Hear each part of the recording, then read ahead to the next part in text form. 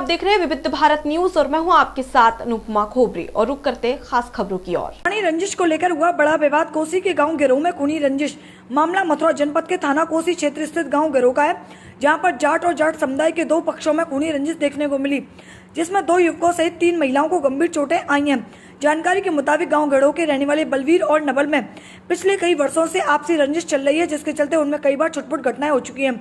Naval police विभाग में home guard के पद पर तैनात है, जिसका नाजायज फायदा उसके उठाने की बात बलवीर के भाई नरदेव बेनीवाल ने बताई है।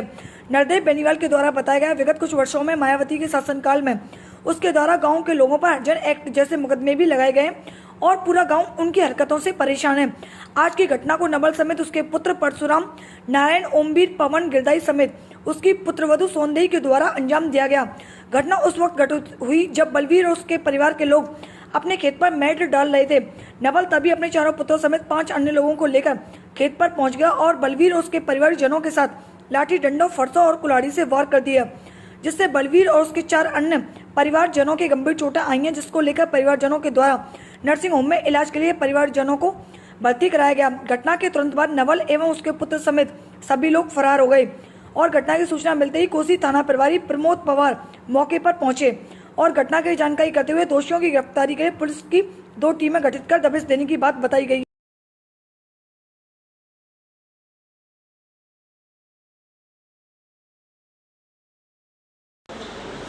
बेनीवाल जी बताएं कि क्या घटना हुई है गिरोह में आज। एक्चुअल भाई साहब, ये जो भाई हैं जो चोटिल हैं, दोनों मेरे बुआ के लड़के हैं। घटना ये हुई है कि जो नवल है गिरोह में जाटव समाज का, ये होमगार्ड में लगा हुआ है, तो थोड़ा प्रशासनिक वो देता है, अपनी थोड़ी बहुत पकड़ बना रखी है। इनके खिलाफ हजारों एप्लीकेशन दे रखी है इसने जिस समय मायावती जी मुख्यमंत्री थी उस समय एक हरिजन एक्ट भी झूठा लगवाया हुआ है, ना कि पुलिस में बल्कि कोर्ट के द्वारा। अब उसमें कोर्ट ने खड़े खड़े जमानत दे दी थी हमारे इन भाइयों को। ये मेन बात तो वहाँ से ये रंजिश मानता है कि जेल क्यों नहीं गए।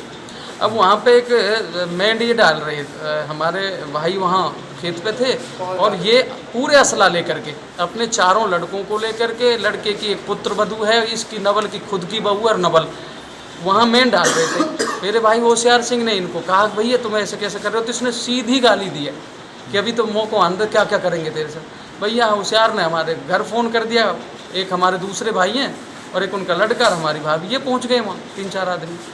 इसने भी 4-5 आदमी और बुला लिए और मुझे ये पता चला है कि जो और इन्होंने नशा भी किया हुआ था। इनका सीधा मकसद था कि आज इनको करना है और बिल्कुल मार के उन पे सब हथियार थे कि एक पे लाठी है, एक पे फरसा है, एक पे कुल्हाड़ी है, एक पे फावड़ा है, 3 धारदार हथियार हैं।